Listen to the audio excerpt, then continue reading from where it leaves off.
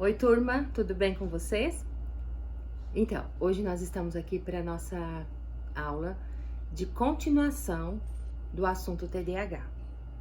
Esse assunto TDAH é um assunto ainda que vai render muitas conversas, muitas explicações, porque é um assunto que demanda mesmo muito estudo, muita investigação, para que a gente também não generalize todas as crianças com dificuldade de ficar quieta ou de aprendizagem com o TDAH. Só que hoje nós vamos falar sobre um dos aspectos do TDAH, que é a atenção. Tá? Então, lembra que eu falei para vocês? TDAH, transtorno do déficit de atenção com ou sem hiperatividade, que esse é o nome do transtorno que nós estamos estudando. Pois é, então hoje nós vamos falar sobre a atenção. A atenção, ela se divide em 4 etapas. Existe a atenção sustentada, existe a atenção seletiva, existe a atenção concentrada e a atenção alternada. Vamos conversar uma a uma agora, tá? E ainda a gente tem uma atenção auditiva, que depois a gente vai falar um pouquinho sobre isso, que tem a ver com um outro transtorno que vai estar ligado também com as dificuldades de aprendizagem, tá? A primeira é a atenção sustentada. A atenção sustentada é a capacidade de se manter focado em uma atividade contínua e repetitiva, né? Então, fazer o tempo todo, começa a fazer um exercício de matemática, de continha, de resolução de problemas, e aquilo ali vai repetindo, chega um momento que a criança não consegue mais prestar atenção em nada, joga tudo pra lá e começa a fazer de qualquer jeito, porque ela vai desconcentrando porque aquilo tá repetindo várias vezes. Então a criança não consegue sustentar a atenção numa linha de atividades quando elas são repetitivas, né? Vai passar uma hora que ela vai se perder. Então, esta é a atenção sustentada. É onde a pessoa não consegue manter o foco em uma atividade que é contínua e repetitiva, tá? Primeira atenção. Depois tem a atenção seletiva, tá? Que é a capacidade de manter o foco, apesar de entradas sensoriais a todo momento. Então, o que seria isso? As entradas sensoriais a gente conhece como as distrações, né? Na nossa área a gente fala de elementos distratores, tá? Então, o que seria isso? Por exemplo, eu estou aqui falando com você, meu cachorrinho estava aqui perto de mim, o gato passou aqui, a Aninha tá lá na sala fazendo um monte de coisa, ela começa a mexer em alguma coisa, ela começa a mexer em outra, ela vem aqui, deita perto. O que vai acontecer? Se eu não manter o meu foco naquilo que eu estou aqui falando para vocês, qualquer uma dessas coisas vocês vão perceber, porque eu vou parar e vou olhar, vou mexer. Mas se eu selecionei a minha atenção aqui no computador, na ring light, no celular, na gravação, eu vou continuar e vocês não vão nem perceber que teve todos esses outros estímulos distratores aqui perto de mim, tá?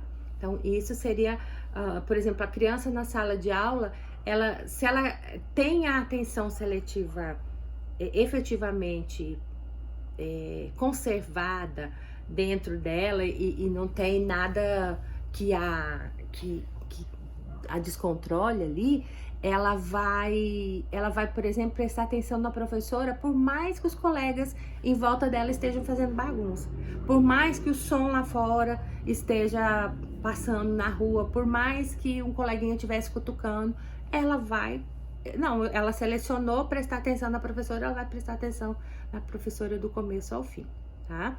Isso seria atenção seletiva. Isso vocês jogam para outras áreas aí, do dia a dia de vocês, da vida de vocês, tá? Aí a gente tem a atenção concentrada. O que seria a atenção concentrada? É a concentração do cérebro em apenas uma atividade, excluindo todos os estímulos ao redor.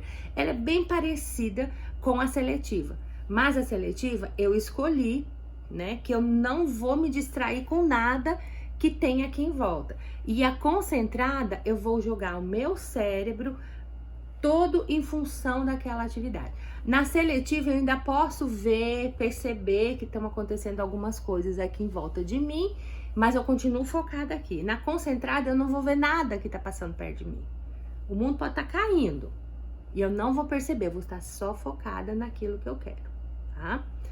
E aí a gente tem a quarta atenção, que é a atenção alternada, que é a capacidade que a gente tem de lembrar de informações e manter o foco ao mesmo tempo, enquanto você realiza alguma coisa, alguma tarefa. Por exemplo, eu tô aqui falando com vocês, se alguém me perguntar alguma coisa aqui, eu vou responder, já volto aqui no mesmo ponto onde eu parei. Eu não me distraio, falar onde que eu tava mesmo. Não, eu já continuo no mesmo local de onde eu parei para responder essa pessoa que me perguntou alguma coisa aqui, tá? Ou eu tô aqui falando com vocês, fazendo alguma coisa, por exemplo, a gente faz aula online, tem aqui do lado aquela partezinha, eu consigo olhar, ler e continuar falando com vocês sem parar, sem me distrair na leitura aqui. Isso se chama atenção alternada. Quando a gente coloca quando eu falo assim, parece, nossa, mas a pessoa que consegue fazer isso e ter todas essas atenções perfeitamente conservadas, é uma pessoa, não existe essa pessoa, então é um gênio, é uma pessoa, né? O que acontece no nosso dia a dia é que nós temos um pouco de cada uma delas, mais ou menos conservadas.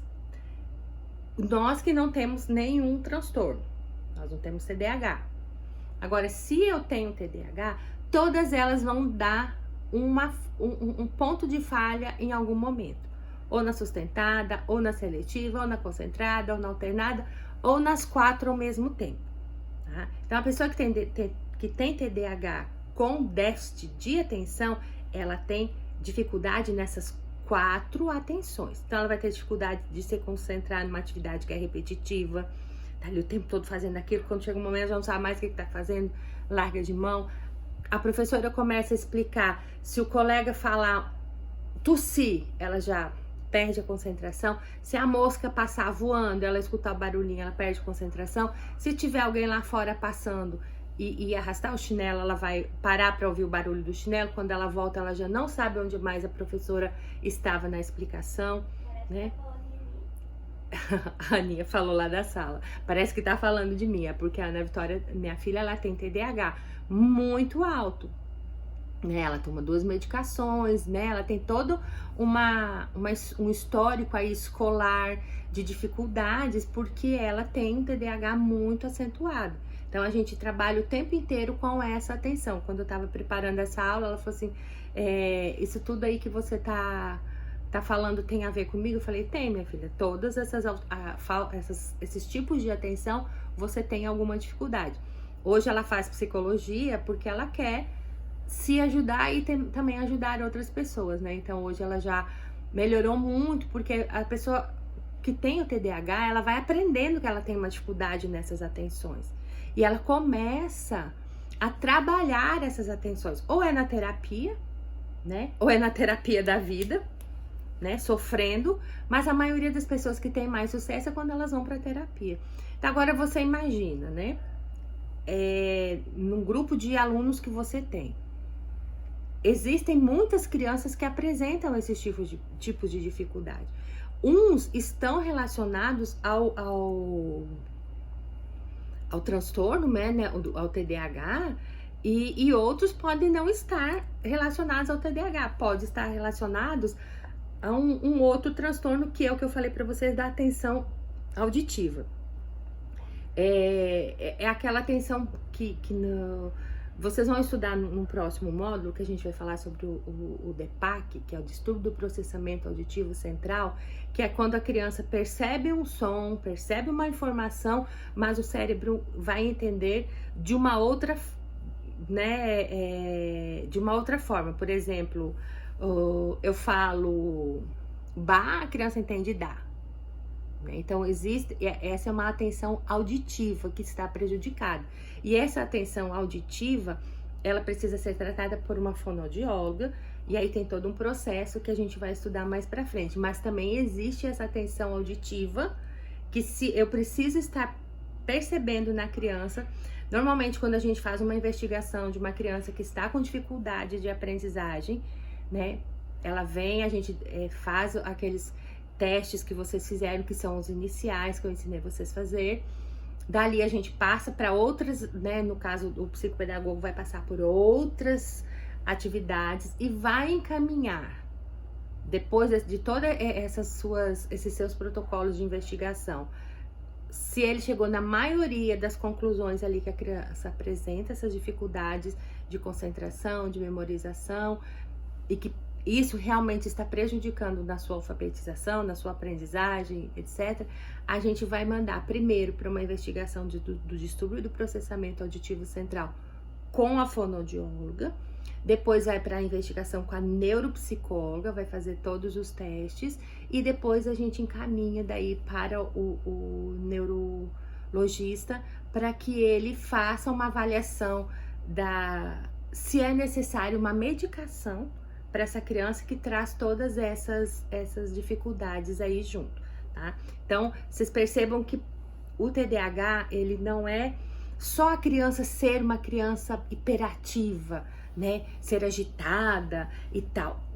Todas essas outras partes que dizem que são importantes para as questões de memória e de atenção, precisam ser muito bem avaliadas para que a gente não dê um diagnóstico precipitado, né? Simplesmente de uma criança que tem somente falta de regras, uma criança que tem dificuldades de seguir normas, ou que tenha o transtorno opositor aí pela frente. Então, lembrando lá da nossa aula do módulo passado, a gente tem o TDAH, né? Que é transtorno, déficit de atenção com ou sem hiperatividade, que é uma síndrome caracterizada por sintomas como distração, esquecimento, agitação, falta de atenção, né? Falta de vontade de fazer as coisas, e que ele tem 3 tipos, né? Que é o primeiro, é o tipo desatento, né? Que tem atenção, resistência a se concentrar, dificuldades em atividades que exijam maiores esforços mentais, né? Aí a gente tem o hiperativo, impulsivo, né? Que a criança pode ser hiperativa e ter a impulsividade, que é a agitação, hiperatividade, impulsividade, dificuldade de pensar antes de agir, primeiro faz, depois pensa, né? E a gente tem o tipo combinado, o tipo misto, né? Que são as características do desatento e do impulsivo junto. Então, a gente precisa tentar levar essa criança, né, para profissionais especialistas, através do quê? Primeiro, pedir para que o professor observe, né? A gente faça aquela avaliação inicial, que é a que vocês têm aí, que os pais respondam, que vocês respondam. E aí depois, juntamente com o professor da sala de recursos, com a coordenação, com a direção, e no caso, quando eu estou aí, fazer essa conversa junto pra gente ver se leva a investigação dessa criança à frente como TDAH, né? Ou a gente já parte para uma outra investigação. Mas é muito importante a gente observar em conjunto todas essas características, tá bom? Eu trouxe aqui para vocês algumas técnicas para melhorar a atenção. Porque a gente não sabe, né? Igual eu falo, a gente até esperar que o pai e a mãe leve para uma investigação e esse processo todo ocorra, eu não posso ficar parada sem agir com essa criança. Eu preciso fazer alguma coisa. Então, eu vou dar algumas dicas de algumas coisas que vocês podem fazer na sala de aula e vocês podem fazer na sala de recurso multifuncional. Aí, né, na aula particular, sei lá que aula que vocês estão dando.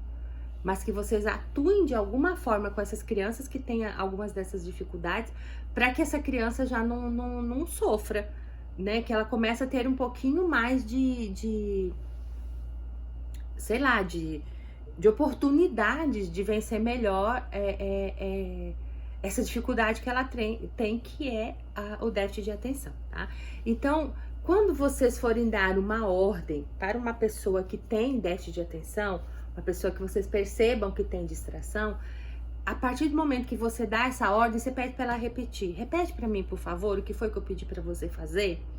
Então, se você pediu para ela pegar um material que está dentro do armário e ela, tá bom, e ela sai, você fala assim, não, repete para mim o que é para você pegar dentro do armário, porque corre o risco da criança chegar lá no armário, abrir o armário, ficar parada na frente do armário, voltar e falar o que foi mesmo que você pediu para eu pegar, prof? Então, você vai lá, você já pede para ela repetir, porque a partir do momento que ela repete, o cérebro dela traz uma conexão maior com o ato que ela vai ter que fazer, tá? Sempre quando uma criança, uma pessoa que faz esse tipo de atividade, ele traz para você e tem um erro e tá certo, né? Sempre, gente, o reforçador positivo. O que é o reforçador positivo? É muito bem, ótimo. Nossa, você tá sendo maravilhoso. Nossa, como você tá conseguindo. Nossa, o seu processo de aprendizagem tá melhorando. Olha que legal. Premiar essa pessoa, premiar essa criança. Mas quando eu falo em premiar, nunca é premiar com coisas comestíveis. Nunca é premiar com coisas materiais. É a premiação que vai fazer com que o ego da criança fique enaltecido. Quem é que não gosta de receber nossa, cara, você arrasou, fechou, nossa, você arrasou, fez tudo certo, parabéns. Mesmo que a criança tenha acertado poucas coisas. Mas você começa a dar digamos assim, essa pequena dose, essa pequena injeçãozinha de ânimo dia a dia na criança, para que ela consiga entender que ela também pode. Porque uma das piores consequências do TDAH é a baixa autoestima. Eles se sentirem que não conseguem, que não dão conta, que são piores que os outros, que são burros, que são preguiçosos, que é a conversa do dia a dia o tempo todo de uma pessoa que tem TDAH e só recebe pancada, tá? Uma coisa que é super importante em sala de aula, né? Não criticar, não apontar em hipótese alguma os erros cometidos por essas crianças, como isso fosse assim, esse menino tá fazendo esse negócio é porque ele não presta mesmo, porque esse menino não tem educação, não foi bem educado. Jamais relacionem os erros com o caráter da criança. O caráter é uma coisa, os erros que ela comete por falta de atenção são outros. O que acontece é que a gente joga tudo dentro de um baú e a gente fala assim, esse menino, ele nasceu para atazanar a minha vida. Esse menino, essa menina nasceu para fazer tudo errado, isso aí nunca vai ter sucesso na vida, vai ser sempre assim. E aí a gente já rotula e acabou. Ninguém mais consegue tirar esse rótulo.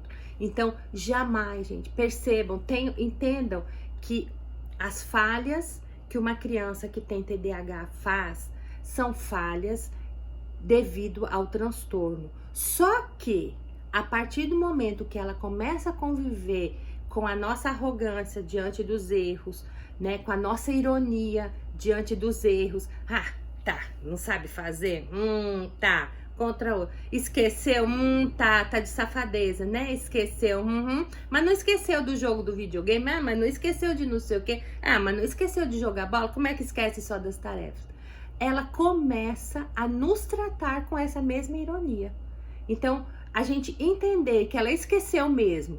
Por quê? Porque a atenção dela não estava focada. A atenção dela não consegue ser alternada. Ela focar no futebol e também focar nas atividades que a professora mandou fazer. Ela não vai conseguir focar em duas coisas ao mesmo tempo. Ou ela foca na brincadeira ou ela foca na atividade da escola.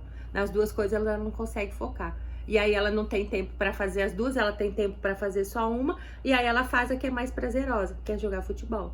Quer brincar, quer jogar videogame, quer brincar com os lápis, quer jogar, quer fazer qualquer outra coisa, menos aquilo que vai dar cansaço mental nela. Então a gente precisa entender que isso não é que ela faz porque ela quer, de propósito, para nos pirraçar. Ela vai começar a entender quando a gente entender isso e tratar a criança com ironia, ela vai começar a tratar a gente também. Então, tomar muito cuidado, porque às vezes a reação que a criança tem quando ela tá errada é uma reação que ela já viu da nossa parte antes e ela só tá repetindo para se defender. Porque é muito mais fácil para criança que tem TDAH ela falar assim, não vou, não faço, não quero fazer, do que ela falar assim, tia, eu não sei, prof, eu não sei, me ajuda, por favor.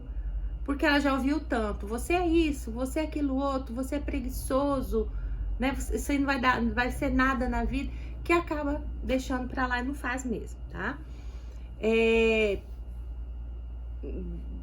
Se você tem alguma criança, né, um filho, ou alguém da sua família que tem esse tipo de característica, observa. Se tudo que eu falei aqui, né, se todas essas diquinhas que eu dei aqui pra você, se tivessem sido feitas ao contrário, se essa pessoa não tinha melhorado. Tá? Então, assim, às vezes eu falo, é muito fácil a professora tá aí falando. Não é muito fácil. Eu tenho dentro da minha casa um exemplo vivo. Eu trabalho com crianças 24 horas por dia com esses tipos de comportamentos, com esses tipos de atitudes. Então, se eu estou falando com vocês aqui, eu vou falar mais uma vez, não é por achismo, é porque a gente tem comprovações científicas, né? Do dia a dia, da vida. E quando eu falo em comprovações científicas, a ciência explica que o transtorno do déficit de atenção com ou sem hiperatividade, o TDAH, é um transtorno muito sério e deve ser muito respeitado, muito estudado, muito levado em conta e também com muita, vamos dizer assim, com muita astúcia da nossa parte, para também não caracterizar tudo como TDAH, tá? Então, quando a gente para estudar sobre esse transtorno, é porque é muito sério. Vocês que estão aí como ajudantes de sala, né, como é que fala, técnicas, ou você que é professor, você que é sua mãe, presta atenção, porque às vezes nós estamos deixando uma criança morrer dentro dela, toda essa chama, essa vontade de aprender por conta desses chavões que a gente usa. Ah, é preguiçoso mesmo, deixa pra lá, não vai aprender mesmo, não, isso aí é perda de tempo. Presta muita atenção, porque essa ironia da nossa parte também pode deixar com que a criança demonstre mais ainda seus comportamentos hiperativos e opositores, tá? Tarefas diferenciadas, né? No caso, para as pessoas que têm déficit de atenção dentro de sala de aula, é importante, é lei, é obrigação do professor fazer. Ah, professor, mas o que é atividade diferenciada? Para um menino que brinca o tempo inteiro com a borracha e não faz a tarefa. Eu comecei a aula 1h30 da tarde, botei lá no quadro cabeçalho, quando deu 5 horas ele ainda não copiou. Como é que eu vou fazer atividade diferenciada? Esse menino não sabe nem copiar do quadro. Pra que esse menino precisa copiar cabeçalho? Presta atenção, uma pessoa que copia cabeçalho, que tem TDAH, ela gastou pelo menos 15 minutos de todo o esforço mental que ela consegue para copiar esse cabeçalho. Para nada. Né? Cabeçalho é bonitinho para nós, que queremos um caderninho organizado. Para eles não... Já boto tudo lá. É água boa, dananã, bababá, bababá. Todo o cabeçalho. Quando a criança termina, né? Ela já tá com o braço cansado, ela já tá distraída. E os coleguinhas já estão lá fazendo 1, o 2, o 3, já estão lá no 5 copiando do quadro. E ele tá lá na primeira linha. Ele sabe, já começa a dar dentro dele aquela aflição, aquela ansiedade que ele trava e não copia mais. Então, se você tem uma criança que nunca sai do água boa e fica lá até 5 horas da tarde, você insiste em botar ela para copiar o cabeçalho, comece por você a tirar isso da vida da criança. Se você acha bonitinho o cabeçalho, vai lá, faz um papelzinho assim, ó, imprime lá vários, recorta e cola.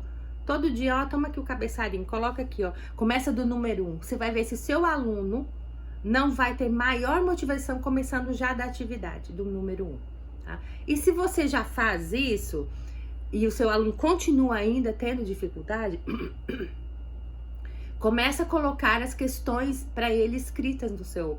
O que você colocou lá no quadro, dá para ele copiado, só para ele responder. Ah, mas aí eu tô facilitando a vida dele. Sim, você tá facilitando a vida de uma pessoa que tem dificuldade. Por exemplo, se eu tirar o óculos aqui, né? Se tiver alguma coisa para eu ler aqui perto de mim, eu não vou conseguir ler. Mas se eu colocar o óculos, eu tô enxergando mal e mal o celular ali na minha frente. Mas se eu coloco o óculos, tudo volta ao normal na minha vida. Você vai me obrigar a ler e escrever sem o meu óculos? Não vai. Se eu tenho uma pessoa surda na sala, você vai obrigar ela a ouvir uma música se ela não ouve? Se você tem uma pessoa com diabetes, você vai obrigar essa pessoa a comer açúcar se ela não pode? A mesma coisa para um TDAH. Se ele não consegue, você vai obrigar ele a fazer? O grande problema do TDAH é que ele não é um transtorno ou uma dificuldade ligada a coisas muito coerentes, é ligada sempre à falta de atenção, a menino brincar, a menino não fazer atividade. E aí as pessoas ligam isso à preguiça, tá? Por isso, quando uma criança tem todos esses sintomas, todas essas características, e a gente segue numa investigação profunda, a gente tem ótimos resultados. Todas as crianças que usam de medicação, que fazem terapias, elas têm um rendimento muito melhor em sala de aula, apesar de ter o TDAH, tá? Então, esse olhar que a gente tem em cima das dificuldades e do que precisa ser feito, ele é muito importante, tá? Outra coisa, quando a gente fala assim, coloca a criança que tem qualquer dificuldade, principalmente uma pessoa que tem déficit de atenção, TDAH, sentada na frente, na primeira cadeira. Sim, coloca ela na primeira cadeira e no meio. Não coloca ela encostada nas paredes, tá? Porque uma parede vai estar janela, na outra parede vai estar porta.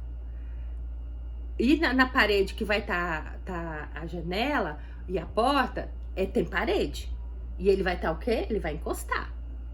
Então, ele encostou, ele já vai dar uma desanimada. Então, o local de uma criança com TDAH sentar é naquelas fileiras do meio, na frente e no meio.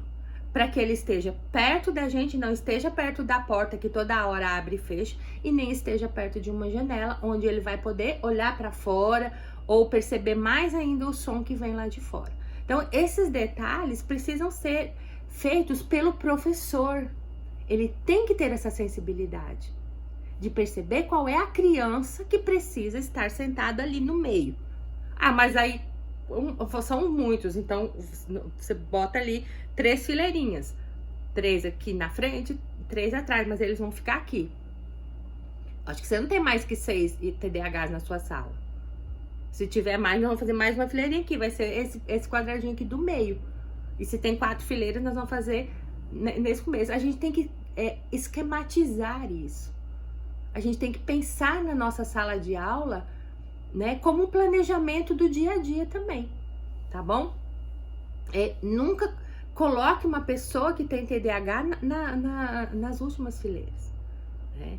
O que acontece é que acaba passando os anos, as pessoas os professores vão sendo as aulas vão sendo com vários professores, um professor coloca, o outro não coloca, a criança vai se sentindo excluída, a autoestima baixa, ela mesma prefere sentar lá atrás. E acaba ela sentando lá atrás, aí lá atrás ela dorme, ela olha para tudo, ela baixa a cabeça na carteira, ela mexe nas coisas dela e vai passando de um ano para o outro e a criança não aprende nada. Então, essa nossa percepção é muito importante. Outra coisa, evita, por exemplo, toda hora fala assim, fulano, presta atenção, tô falando aqui. Fulano, tô falando, presta atenção aqui. Tô falando, presta atenção. Ele vai, cada vez que você falar, fulano, entendeu? Combina com a criança. Ele já sabe que ele não presta atenção. Não precisa o tempo inteiro você estar chamando e expondo, falando o nome dele. Porque os colegas vão começar a fazer também, imitar você e fazer com ele também. Combina com ele. Fulano, quando eu perceber que você não tá prestando atenção, eu vou tocar no seu ombro. Eu vou lá na sua mesa e vou fazer assim. algo discreto, que vai, porque um toque no ombro de alguém que tá viajando mentalmente, você traz ele para a realidade, você chama essa criança e combina. Olha, sempre que eu fizer um toque, eu ver que você não tá prestando atenção, eu vou passar na sua mesa e vou chamar você. Mas eu não vou te chamar pelo nome, eu vou tocar em você. Eu vou pegar na sua mão, eu vou tocar no seu ombro, eu vou passar a mão na sua cabeça, eu vou bater na sua cadeira, na sua carteira. Aí a criança vai entender que você tá tendo um cuidado com ela. A partir do momento que você começa a ter esses cuidados com a criança, com a pessoa, que não são só crianças que precisam da nossa ajuda, né? Os nossos estudantes, eles saem do infantil, eles vão para a faculdade, a gente precisa tomar cuidado com eles até lá.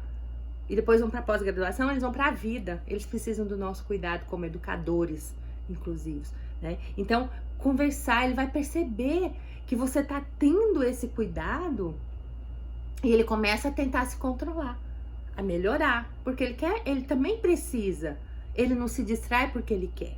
É porque alguma coisa acontece no cérebro dele e ele foi embora. Acabou, né? Então, ele precisa desses cuidados que a gente tem, tá? Então, colocar etiquetas, né? Sublinhar o que eles têm que fazer, post-its, fazer qualquer tipo de informação nessas atividades que a criança precisa fazer é importante para ajudar. Então, assim, ele já tem 10 anos, ele sabe muito bem copiar na agenda, não vou fazer isso não. Como que não, gente? Por que isso? Que birra é essa, professor? Você precisa fazer, você precisa pôr, você precisa ajudar essa criança. Ela não tá fazendo porque ela quer. Então, se você vê que a criança todo dia não copia a tarefa, não anota, não marca, custa você dar uma ajudinha, vai lá, vou botar um post-it aqui na página que você tem que fazer atividade, tá vendo? Chega em casa, é só você pegar aqui no post-it e abrir, é aqui que você tem que fazer atividade, entendeu? Então, assim, esses tipos de ajuda são super importantes, né? Olha, eu vou passar aqui o marca-texto em cima do que é importante para você estudar. Estuda isso, porque para ela é muito difícil ver o todo e entender, afunilar para aquilo que é o mais importante. A gente sabe, os nossos textos, as nossas provas, elas trazem uma contextualização. E para a pessoa que tem TDAH e déficit de atenção, a contextualização nem sempre ela é importante. Por quê? Enquanto a criança está lendo toda aquela contextualização, ela já se distraiu. E quando ela chega lá no final, ela não lembra. E aí ela volta para fazer de novo a leitura e ela volta para fazer a leitura de novo e ela já perdeu muito tempo. Então, se eu dou perguntas bem objetivas para uma pessoa que tem TDAH, é mais fácil de eu obter êxito do que se eu contextualizar demais uma pergunta, né? Então, eu boto perguntas claras e objetivas. Isso seria as adequações de provas que vocês têm que fazer. Tem que adequar a prova para TDAH? Tem. Como que adequa a prova para TDAH? Eu enxugo essas florzinhas, essas contextualizações e boto mais objetivo para eles. Se eu tô querendo que ele me fala como que aconteceu a revolução tal, eu pergunto para ele como que aconteceu. Eu não boto toda uma historinha por cima para no fundo ela entender subjetivamente que eu tô querendo que ela me responda como é que aconteceu a revolução tal. Eu pergunto para ela, me fala como é que aconteceu tal coisa. E descreva como que aconteceu tal coisa. É muito mais fácil para a pessoa que tem déficit de atenção responder do que você botar um monte de contextualização. Ela vai perder o foco. Porque daí ela não sabe se ela pensa na historinha, mas essa historinha será que tá querendo dizer o quê? Né? Será que tá querendo... mas é pegadinha. Não, mas aí é pegadinha para quem? Você não tá querendo ensinar essa criança? Você não tá querendo que ela tenha êxito? Você não tá querendo que ela tenha sucesso? Então, se você tá querendo isso, você precisa fazer com que ela tenha esse tipo de sucesso, tá? E assim, gente, são N coisas que vocês podem fazer. Por exemplo, falar claramente para a criança, botar incentivozinhos cada vez que a criança faz, ou prega um coraçãozinho, faz com a sua mão mesmo, um coraçãozinho, uma carinha. Incentivo. Tem uma história da Sarah Peterson, ela era educadora, ela é educadora, e ela conta que ela tinha, né, igual aqui, a gente faz contagem de pontos, e cada ano a gente pega uma turma, pega uma sala diferente. E nesse ano ela colocaram ela juntaram todos os piores alunos da escola e colocaram numa sala, e colocaram ela para dar aula para essas crianças. Ela falou, nossa, que desafio. Como que ela ia fazer? Todas aquelas crianças que estavam ali naqueles regime, naquela escola, né, do jeito que fizeram ali, como que ela ia fazer para melhorar a autoestima dessas crianças? Então ela falou que ela saía com eles andando no corredor, e era uma turma muito bagunceira. E ela falava assim, olha, escolheram vocês, botaram vocês todos numa sala só porque vocês são os melhores, vocês vão ser os melhores, e por isso que colocaram vocês todos numa sala só, e eu sou a melhor professora. Como eu sou a melhor professora, eles me colocaram aqui. E eles sabiam que ela era uma ótima professora, né? Então vamos andar todo mundo assim, exibindo que nós somos os melhores. Diz que eles andavam no corredor quietos, sem fazer barulho, se exibindo para a escola inteira. Aí foi a primeira prova de matemática, né? Aí uma negação. E eram 20 questões. E eles corriam diferente. Então colocava quantos acertos cada criança tinha tido, né? Então 18 acertos, 17 acertos, 20 acertos, né? A nota era pelos acertos. E aí esse menino não teve, ela não colocou, teria que colocar lá 0 acertos, né? Só que ela colocou, e ele tinha acertado só 2. Ela colocou os 2 acertos, né? E colocou uma carinha feliz.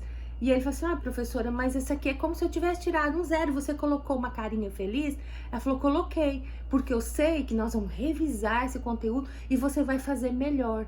E quando a gente precisar, você vai fazer melhor de novo e você vai fazer melhor. Ela podia ter matado essa criança, que só teve 2, podia ter colocado lá 2 e um recado ruim. Ela fez ao contrário, ela colocou lá 2, colocou um recado bonito para a criança. Então a gente pode pegar o mínimo de acerto da criança e valorizar esse mínimo de acerto da criança para que ela se sinta valorizada e tenha motivação para continuar, porque para eles já é muito difícil, né? Arrumar uma mochila para uma criança que tem TDAH é difícil, né? Então, por que não colocar lá do lado da mochila do aluno, em casa, as mães, ou você na escola, os itenzinhos para ela olhar cada item e ver se está dentro da mochila, né? Fazer isso para a criança lembrar. Por exemplo, uma criança que tem TDAH, você nunca pode chegar na sala e falar assim, abra o livro de português na página 24,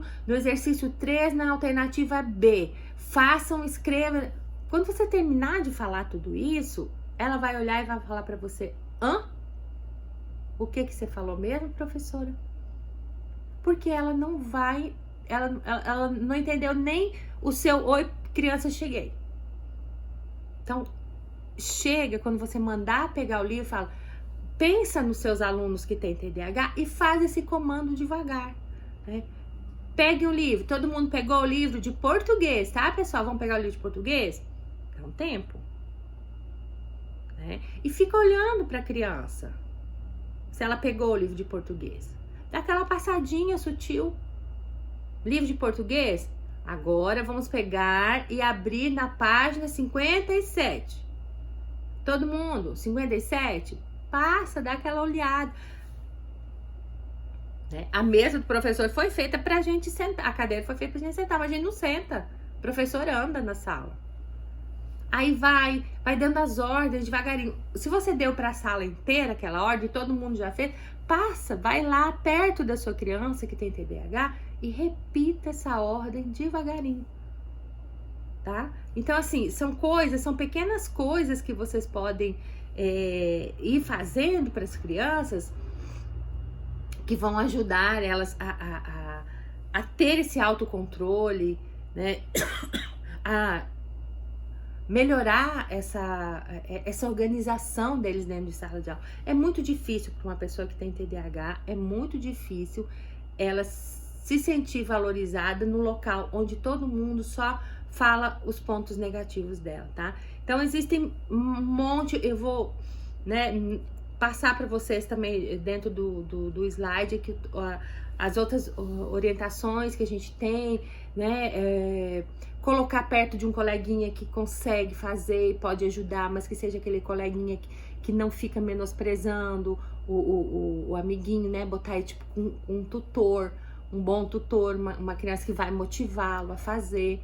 E, né, N coisas que a gente pode ir fazendo para ajudar essas crianças.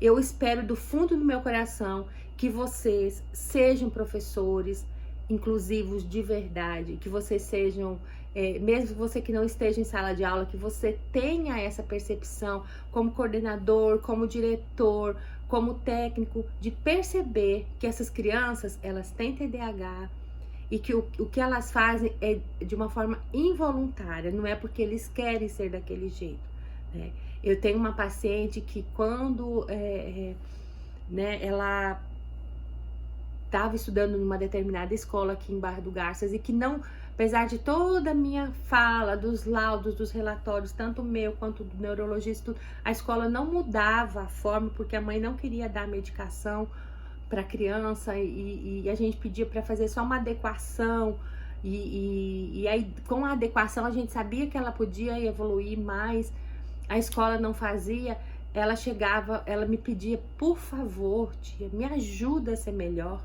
me ajuda a ser diferente, eu não quero mais ser desse jeito. Aí o dia que a escola aceitou tirar o cabeçalho da vida da menina, foi assim, uma libertação. Ela chegou na terapia e falou, tia, você não acredita, hoje eu fiz a 1, a 2, a 3, a 4 e a 5. Ela fez todas as atividades. Ela não fazia. Então, para ela aquilo foi uma glória, porque tiraram o cabeçalho. Ela era aquela coisa monótona, não tinha objetivo nenhum. E quando chegava na hora do recreio, ela ficava dentro da sala, não ia pro recreio, porque ela tinha que terminar o cabeçalho.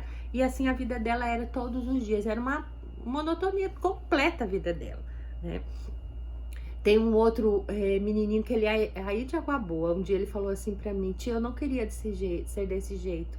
Eu queria voltar pra dentro da barriga da minha mãe e nascer diferente, porque eu sou um menino mau. Eu não faço as coisas do jeito que as pessoas pedem pra eu fazer. Olha, gente, um menino de 8, essa menina tinha 7 na época, esse menino tem 8. Corta o coração da gente. Eles sentem que eles precisam da nossa ajuda, né? Eles sentem que eles têm alguma coisa diferente dentro deles, tá bom? Espero que vocês tenham gostado da aula. Em breve a gente se encontra de novo. Beijinho!